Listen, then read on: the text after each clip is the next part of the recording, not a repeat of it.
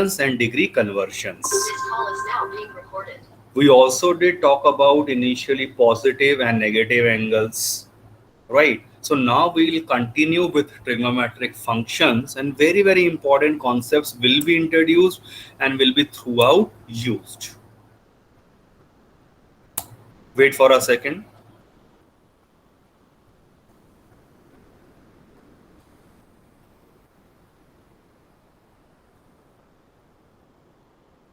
Okay, so trigonometric function may we call them as a circular functions also, because we can talk about them using one unit circle. Check it out. This is a circle whose radius is 1 unit. You can check it out. This radius is 1. Choose any point on the circumference of the circle, say P A comma B. By coordinate geometry, we know OM length will be OM, length A, and PM would be length B. Using the basic trigonometry, if I call this angle as X, POM, if that angle is X, then we can easily write down the value of sin X and cos X. Sine is perpendicular by hypotenuse. So what is the perpendicular here? Hypotenuse is V by A. yeah, V by 1, and cos X would be simply base by hypotenuse. Hypotenuse is already taken as 1. So sin X is B, cos X is A.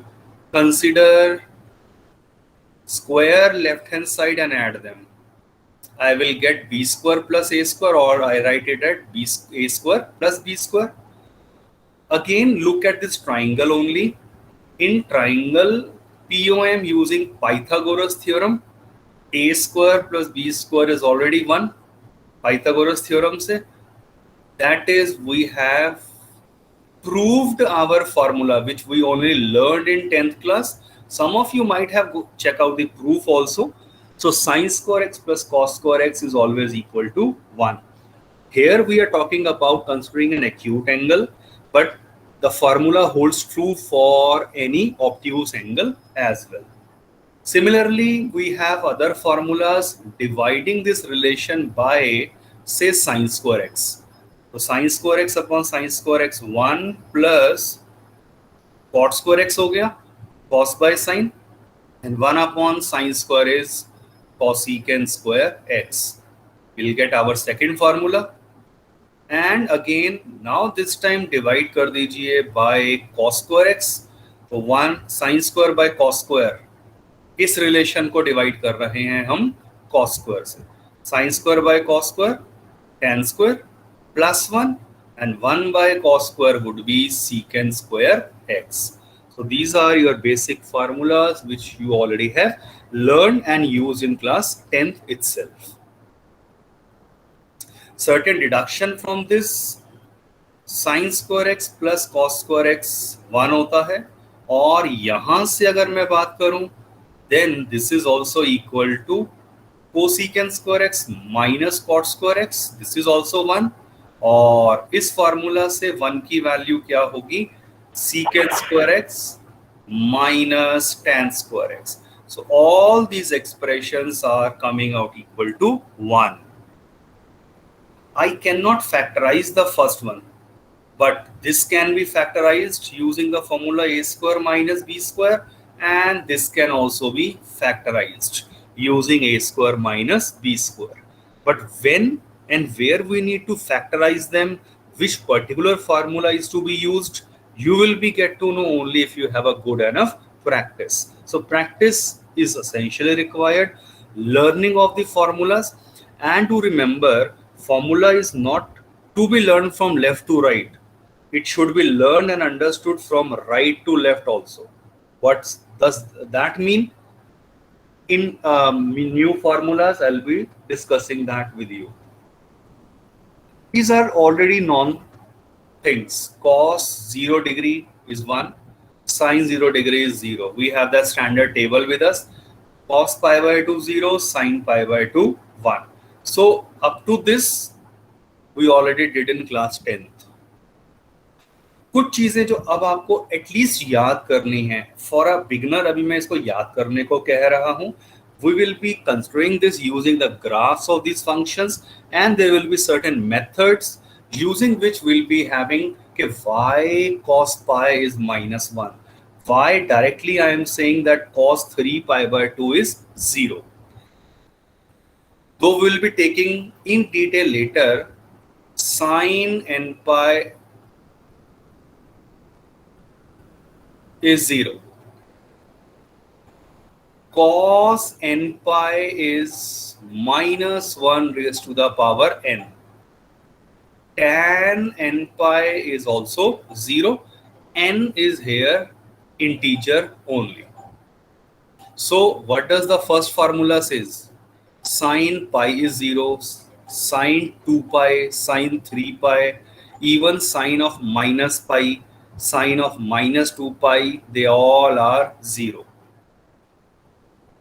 Second formula, cos n pi is -1 raised to the power n. What does that mean?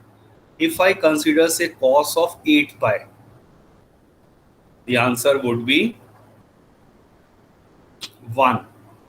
And if say I consider cos of 97 pi, this is -1 raised to the power 97, that would become -1.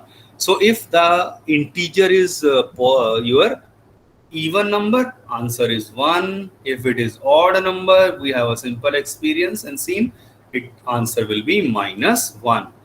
Tan n pi is again always 0. So as already discussed, tan 3 pi kahun or tan of -8 pi etc., they all will be 0. So these are three basic formulas to be learned. This is already explained कि sin x is 0 when x is n pi. तो बस आप x की जगह n pi लिख दीजिए, तो sin n pi is 0, already considered. Now coming to this another very important formula, cos 0 कब होता है? तो cos is actually 0 at every odd multiple of pi by 2. 2n plus 1 is always odd. n को आप 0 रखो, 1 रखो, 2 रखिए, -1, -2, whatever. n is any integer, positive और नेगेटिव कुछ भी हो सकता है. तो cos of odd multiple of pi by 2 is 0. For example, cos pi by 2 कहूँ, cos 3 pi by 2, cos 5 pi by 2, और इवन नेगेटिव में अगर मैं कहूँ cos -7 pi by 2, and so on, they all are equal to 0.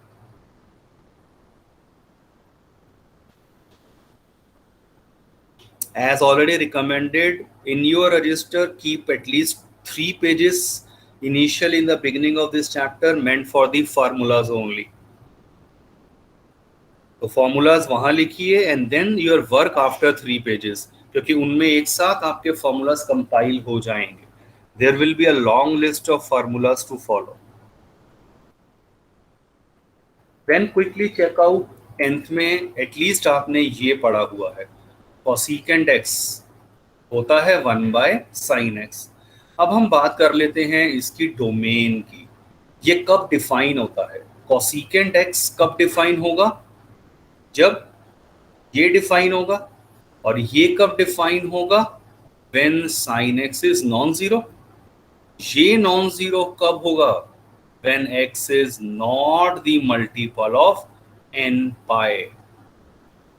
ये हम अभी देख चुके हैं कि भाई साइन जो है वो 0 कब था? when x is the n pi. तो अब ये 0 नहीं होना चाहिए अगर मेरा फंक्शन डिफाइन हो. तो it should not be, x should not be n pi. So this gives me the domain of this function. Similarly secant को बस और देखिए, ये 1 by cos है, तो ये कब डिफाइन होगा? when cos x is not 0. और 0 कब नहीं होगा? means x should not be the odd multiple of pi by 2. In a similar way, you can talk about tan x. इसके नीचे cos x आता है, तो same rule will be applicable. Cot x की जब हम बात करते हैं, साइन एक्स 0 नहीं होना चाहिए, x should not be n pi.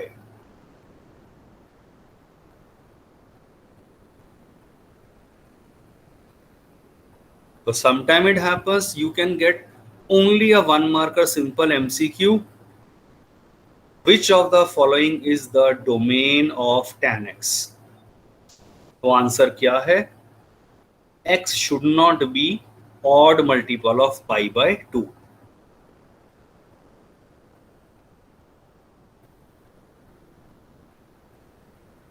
Please mark your attendance.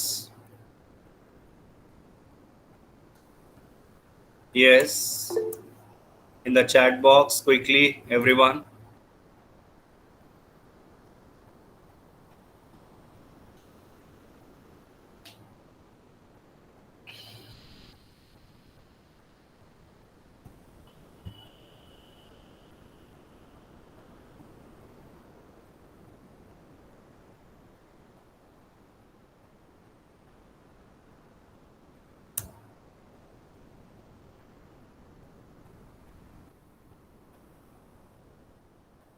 That we already have seen.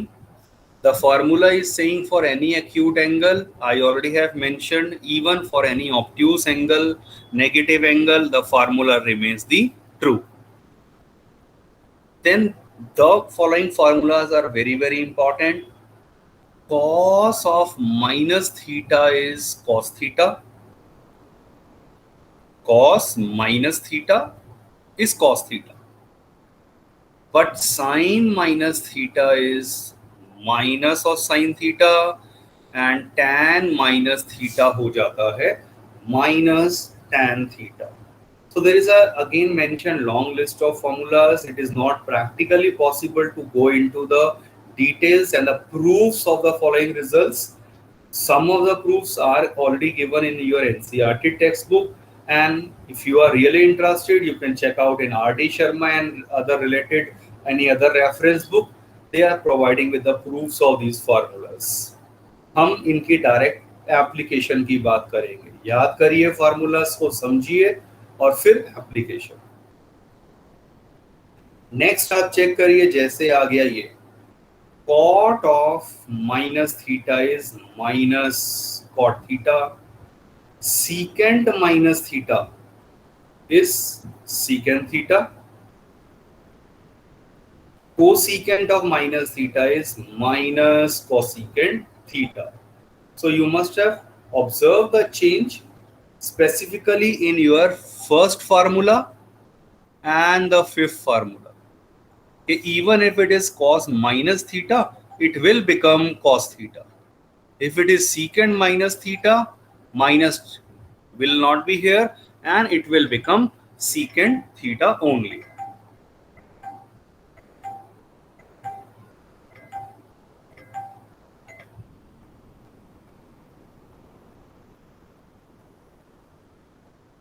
Check out this table. I'll quickly talk about this. Wait for a second. Sir? Wait for a second.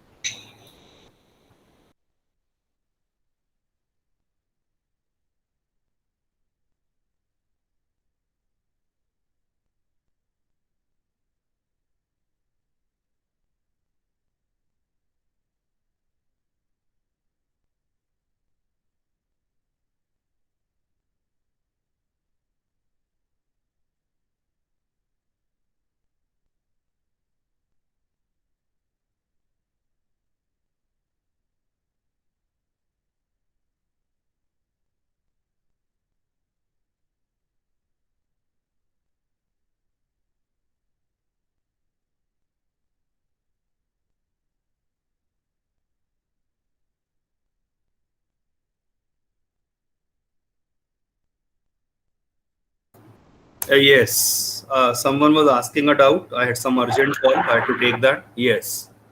Sir पिछली slide का last point रह गया था, एक बार दिखा दो please, ये repeat करके। Yeah, please. Again and again I am repeating, आप फॉर्मूलाज को अलग से नोट करते रहिए, बाद में इतनी चीजें हो जाएंगी आप ढूंढते रह जाते हैं फॉर्मूलाज को। तो So they should be at one place only. Thank you sir, हो गया. Okay, now it is very, very important. Sign of trigonometric functions in various quadrants. Sign of trigonometric functions, various quadrant. We know this is our first quadrant, second quadrant, third quadrant, and fourth quadrant. And in first in first quadrant, all trigonometric functions, they are positive. All are positive. All 6 are positive. Second quadrant mein sine is a king.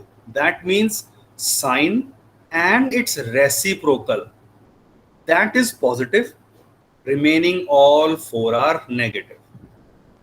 Then third quadrant, tan and its reciprocal, they are only positive.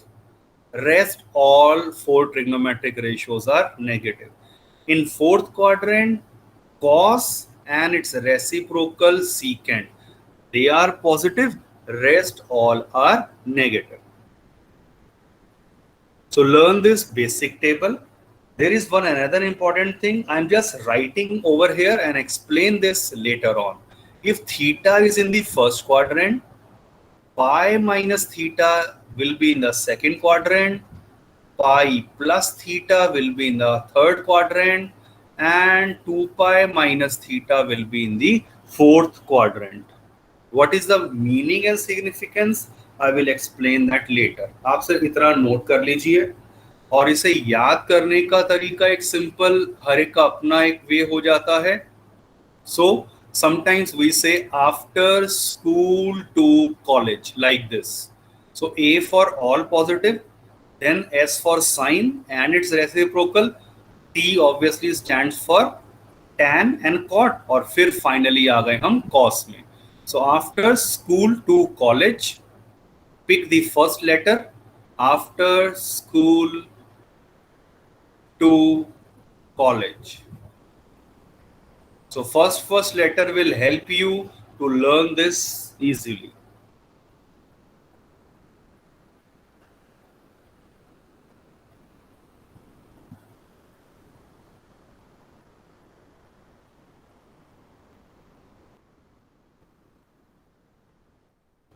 In fact, in NCERT, this bigger table is given. This is not required as such. If I am able to understand this, or even this basic thing, this diagram, everything is already covered. If I ask about, say, what is the sign of cosecant in third quadrant? तो cosecant in third quadrant को अगर आप check करें, I am in third quadrant. Third quadrant tan और cot का होता है, तो cosecant will be negative. Yes. और वही चीज यहाँ बताइए, इंटरसेक्शन पे देख लीजिए, थर्ड क्वाड्रेंट में cosecant है नेगेटिव. So there is no need to learn this table in the following manner. Easy way में आपको बता दिया है using that quadrant rule. Now coming to some specific particular angles, 0, pi by 6 का मतलब 30 डिग्रीज. और मैं बता चुका हूँ धीरे धीरे अब हम सिर्फ इन टर्म्स ऑफ रेडियन बात करना प्रेफर करेंगे. बट चलो एज अ बिगनर हम ये एंगल लिख लेते हैं कि एक्चुअल में डिग्रीज में ये किसकी बात हो रही है. So this is 270 degrees and this is 360 degrees. So certain angles are given, और उनके ऊपर अब हम बात कर रहे हैं कि साइन 0 होता है and so on. So check this out. आपको यहां से लेकर यहां तक की टेबल, 0 से 90 डिग्री तक की स्टैंडर्ड टेबल ऑलरेडी पता है, ऑलरेडी 10th क्लास में किया हुआ है. Check out the values. अब हम इसको फर्दर जब एक्सटेंड करते हैं आइडिया 2 से पाई, तो आपको मैं कुछ रूल बता चुका हूं. Sine n pi is 0, cos n pi is -1 की power n, so that will give me answer as -1. Tan n pi is 0, so this will give me the following three values. और इसी तरह से आप quickly, एक बार ये फिर से बता दो। आपको लास्ट टू लास्ट स्लाइड में मैंने ये बताया था ना, sine n pi is 0, cos n pi is minus 1 raised to the power n, and tan n pi is 0. तो Yes. Make use of it, और ये वाली टेबल, ये वाला और ये वाला कॉलम आप इजीली फिल कर सकते हैं। Focus on Yes, sir. और अब आप चेक करिए, कोई भी वैल्यू मैं आपसे पूछता, आप इन तीनों की हेल्प से मुझे आराम से बता सकते हैं, at least this and this is concern. Next मैं फोकस करता हूं इसके ऊपर, 3 pi by 2। 3 pi by 2 odd multiple है पाई बाय 2 का, तो याद करिए एक फॉर्मूला तो मैं आपको बता ही चुका हूं। क्या फॉर्मूला करा था? Cos of any odd multiple of pi by 2 is always 0। तो इसकी हेल्प से ये वैल्यू मुझे डायरेक्ट पता है कि cos 3 pi by 2, 3 pi by 2 odd multiple हो गया पाई बाय 2 का, इसीलिए ये वैल्यू तो 0 हो जाएगी। अब बची हमारे पास जो ये वाली दो वैल्यूज हैं, ये वाली -1, और हम जब नॉट डिफाइंड की बात कर रहे हैं, I will be talking about these later on, क्योंकि जब हम ग्राफ्स ऑफ ट्रिग्नोमेट्रिक फंक्शंस की बात करेंगे, and also there are methods to find these values, कि हम साइन 3 पाई बाय 2 को कैसे कह रहे हैं वो -1 है, तो that will be discussed in due course of time. तो इन दोनों के अलावा आप चेक कर लीजिए, सारी चीजें ऑलरेडी हम डिस्कस कर चुके हैं। Of course, I will be sharing the PDF with you as I always do. तो आप उनमें से इन मेन चीजों को अपने रजिस्टर में नोट कर लेना, हाईलाइट कर लेना, very important. Domain and range of trigonometric functions. Meaning is already obvious, हम बात कर चुके हैं in chapter relations and functions. If there is a function y equal to fx, तो domain means what values x can take, range or y what values y can take, what values your function can take, वो range हो जाता है। Check out this, nothing new, already discussed। सोचिए जरा ध्यान से, at least first 3। sin x की domain r, x can be what values x can take, ये डोमेन होता है। और अगर मैं इस t फंक्शंस को y कह रहा हूं, तो रेंज का मतलब what values y can take, ये हम देख चुके हैं। और tan आप सोच के देखिए, मैं इसे एक्सप्लेन कर रहा हूं, ये कैसे इतना बड़ा चीज लग रही है देखने में। Understand this, tan x sin x by cos x होता है, ये कब डिफाइन होगा? When cos x is non zero. और ये मैं डिस्कस कर चुका हूं कि x 2n plus 1 into pi by 2 नहीं होना चाहिए। अगर ये नहीं होना चाहिए तो क्या होना चाहिए? तो x बिलोंग्स टू, तो आपका जो x हो जाएगा वो किसको बिलोंग कर रहा है? आप देखो यहाँ पे ना x बिलोंग, ये सॉरी इस तरह से कर देंगे, पूरा सेट मान लो इसका आ गया डोमेन का। It is the x such that x belongs to R and x is not the odd multiple of pi by 2 whenever n is integer। I की जगह मैं हमेशा z यूज करूंगा, and you should also use z only। तो this way using the notations we borrowed from set theory। तो अब आप check करिए set theory and relation functions, उन सभी को अब हम यहां देखिए किस तरह से यूटिलाइज कर रहे हैं। So that way I have the domain of this function. Even अगर आपको ये चीज समझ आ गई तो आप सोच के देखिए, अगर मुझे से सीकेंट एक्स की डोमेन की बात करनी थी, चेक करो सेम आंसर है। क्यों सेम होगा? क्योंकि सीकेंट भी 1 बाय कॉस होता है, और ये कब है defined? When this should not B zero और cos x जीरो कब नहीं है, you have this domain. Same way you can talk about all other functions.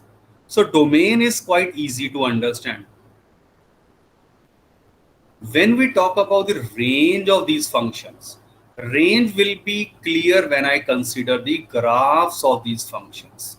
So that will continue, that I will discuss later on, कि why sin x lies between only -1 to 1 or why tan x can take any real value. वो इनके graph से हम clear करेंगे.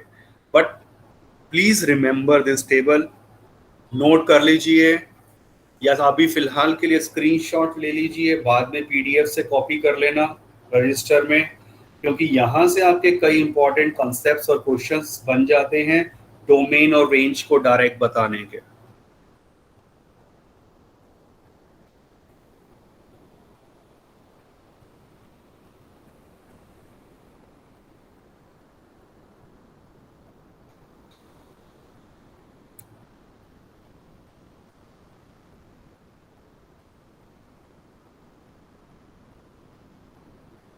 अर्पित और मानसी, बहुत जल्दी आपने प्रेजेंट का नहीं बता दिया.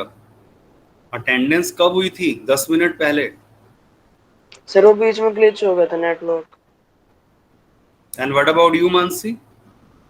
Yes, sir. Network issue. Yes. Now consider a term periodic function.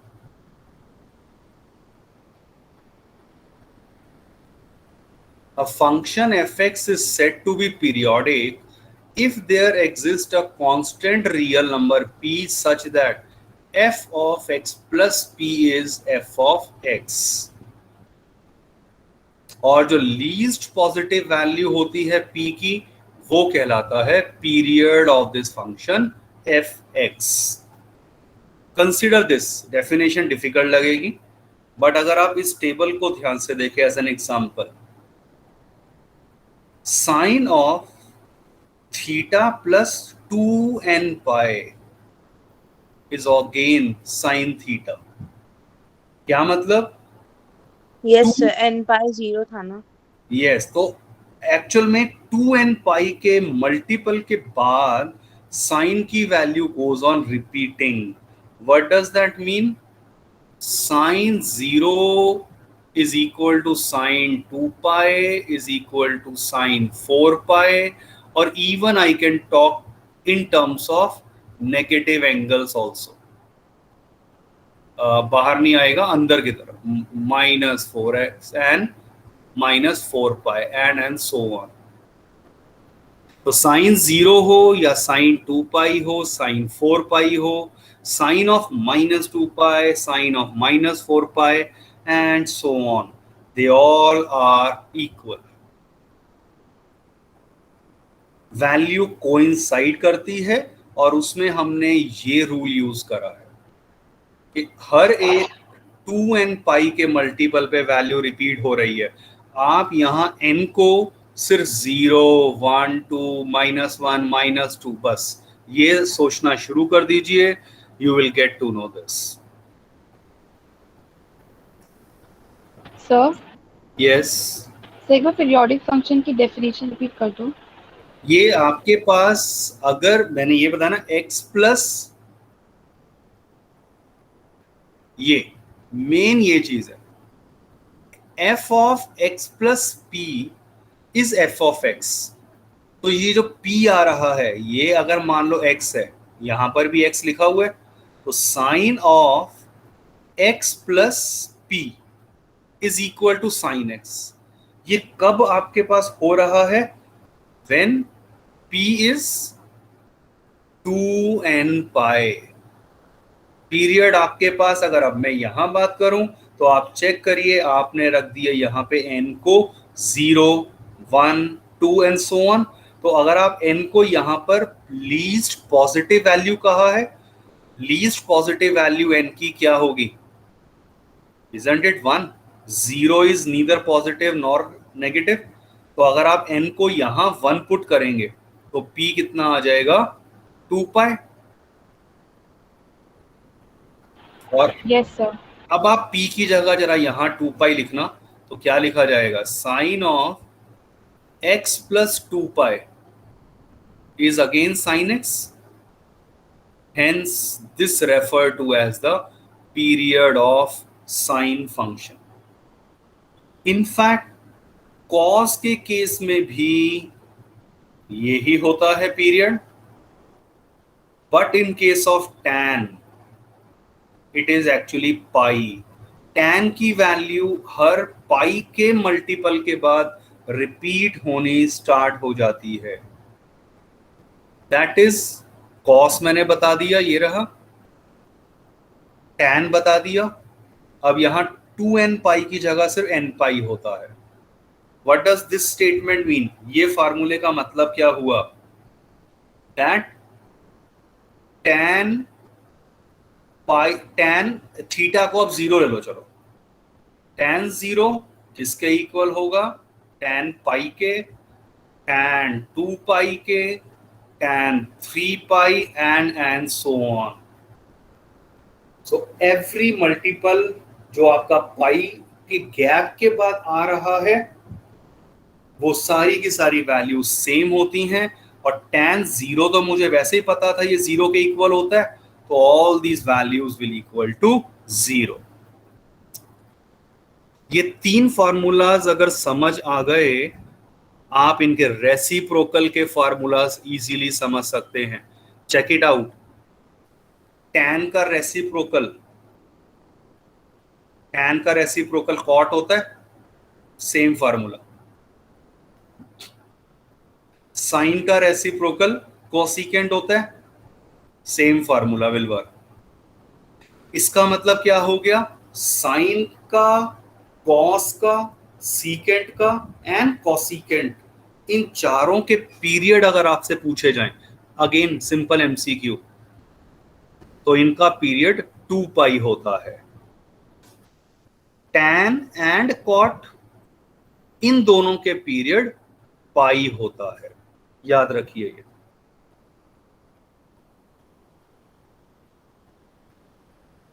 And all these things will help me in graphing these trigonometric functions. वो हम थोड़ा सा बाद में बात करते हैं।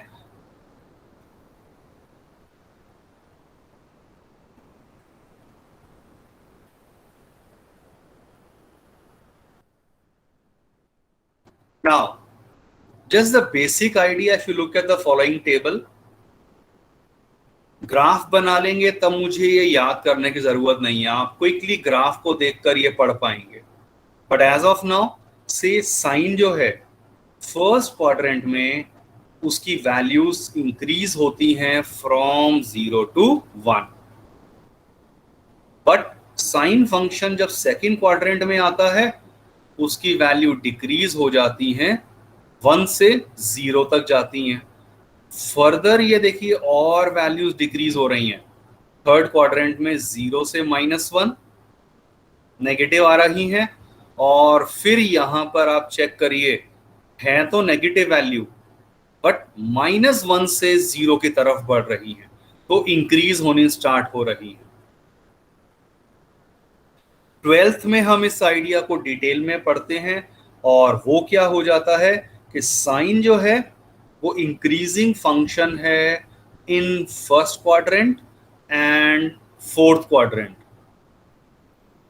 Sign is a decreasing function in second and third quadrant. So when in 12th we will be talking about types of functions, वहां इस concept को हम use करेंगे। So as already mentioned, all the things are interrelated and there is no escape from trigonometry। 12th में तो और कहीं ज्यादा हमें इसकी डिटेल में रिक्वायरमेंट होगी।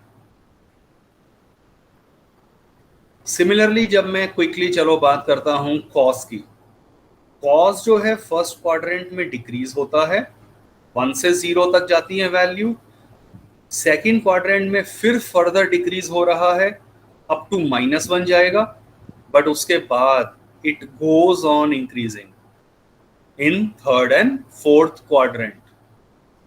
And the same case we can again talk about all other trigo functions.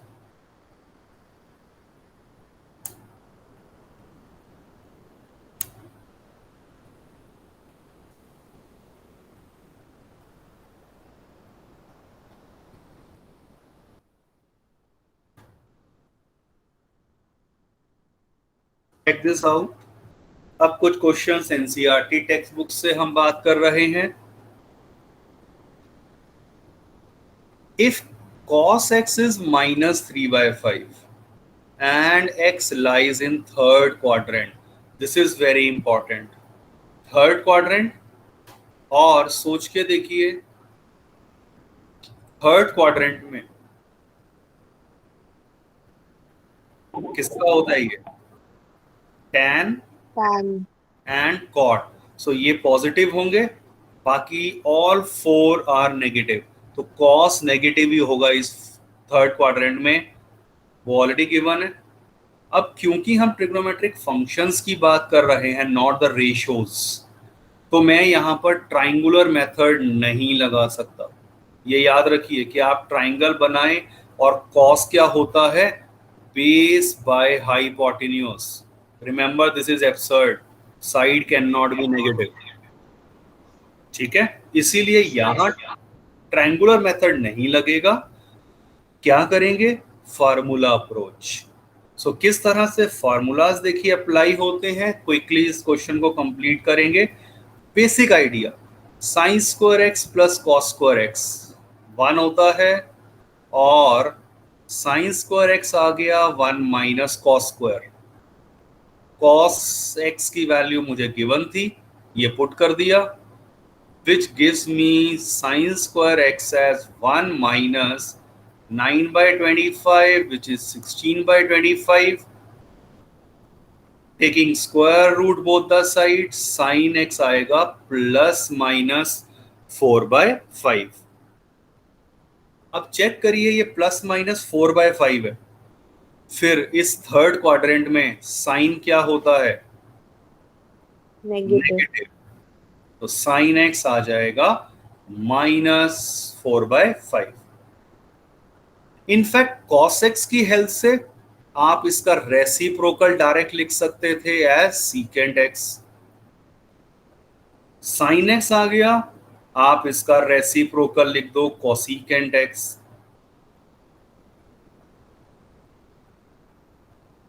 अब हमारे पास बच चुका है tan एक्स को बताना। सर वैसे हम उससे भी निकाल सकते हैं, साइड नेगेटिव नहीं होती, पर अगर हम नेगेटिव साइन अगर छोड़ दे और फिर करते तब भी इसमें सेम आंसर नहीं आते। करके देख लीजिए, नहीं आएगा। पहली बात, cos x आपके पास -3/5 दिया है, मैं इसे 3/-5 भी तो लिख सकता था, तो अब आप इसको -3 लोगे या इसको -5, सोच के देखना, ये नहीं पॉसिबल। और tan x क्या होता है, sine by cos, sine by cos, values को पुट कर दिया 4/3, tan x आ गया, आपने इसका रेसिप्रोकल कर दिया, I will have the cot x। और हमें पता था थर्ड क्वाड्रेंट में tan एंड cot पॉजिटिव ही आने वाले हैं, विच कंप्लीट्स दी सॉल्यूशन।